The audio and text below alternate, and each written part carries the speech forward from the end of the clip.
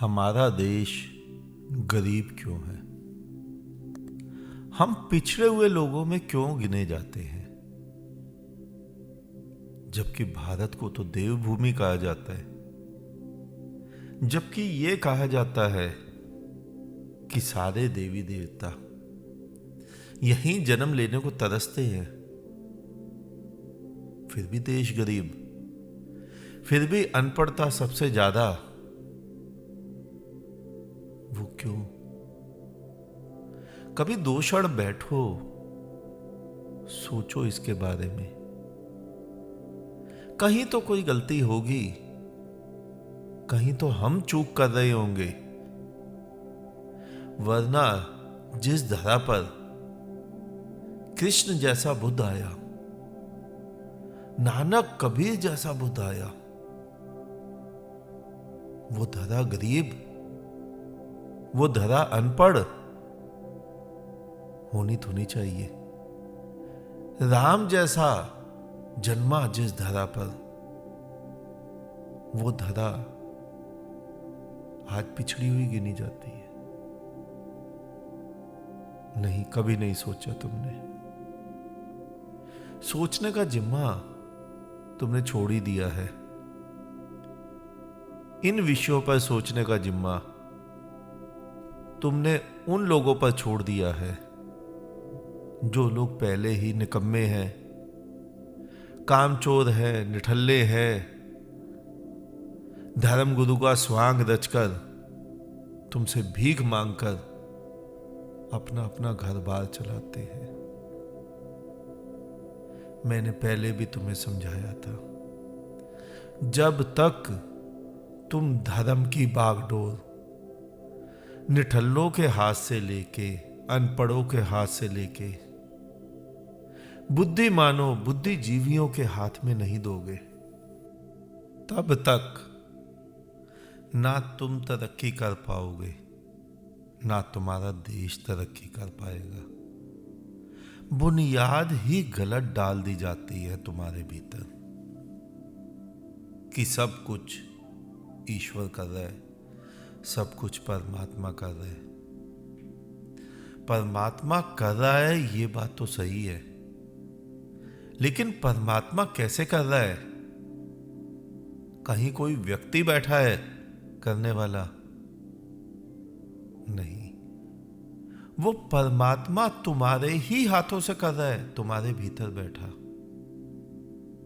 तुम्हारे ही दिमाग से उपजा रहा है, तुम्हारे भीतर बैठा। परमात्मा की धारणा को ही गलत रूप से स्वीकार कर लिया गया है।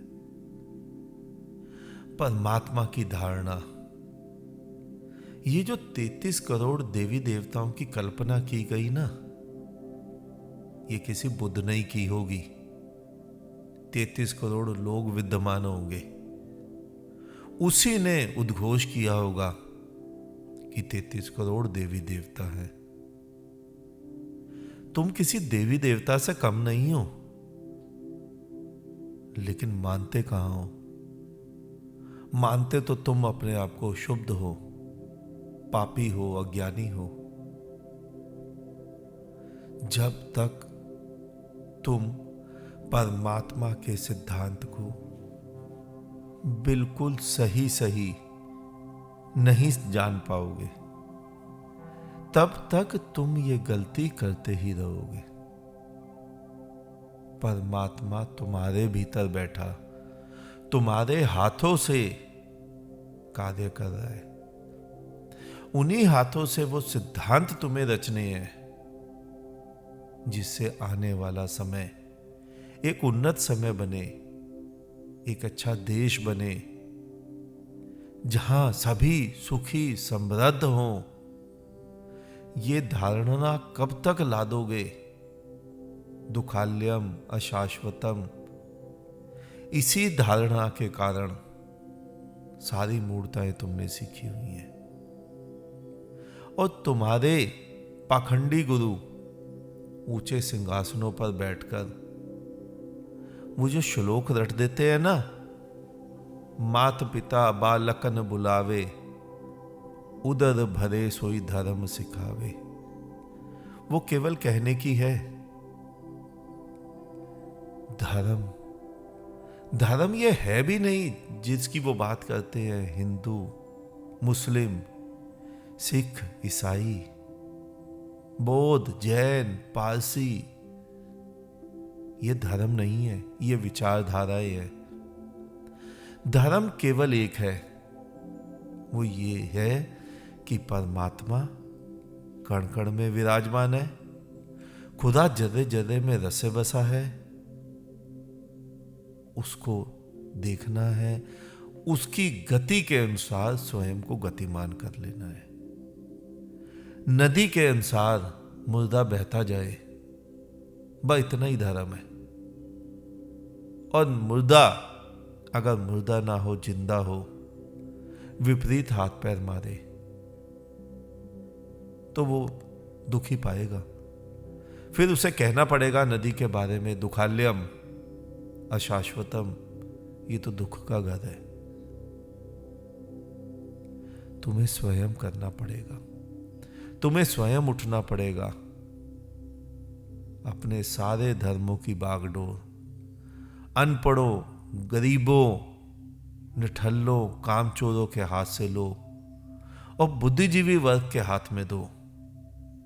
जो बुद्धिजीवी हैं वो तुम्हारे इसी देश को स्वर्ग बना देंगे। बड़े बड़े प्रोफेसर हैं, रिटायर्ड जज हैं, एडवोकेट हैं, डॉक्टर हैं, इंजीनियर हैं।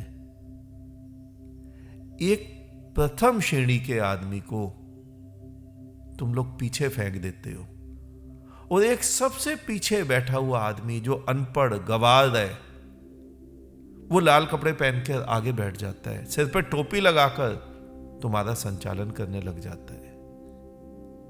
तो गलती तो होगी। ड्राइवर को तुमने पीछे बिठा दिया और सफाई करने वाले को ड्राइवर की सीट पर बिठा दिया, एक्सीडेंट तो होगा।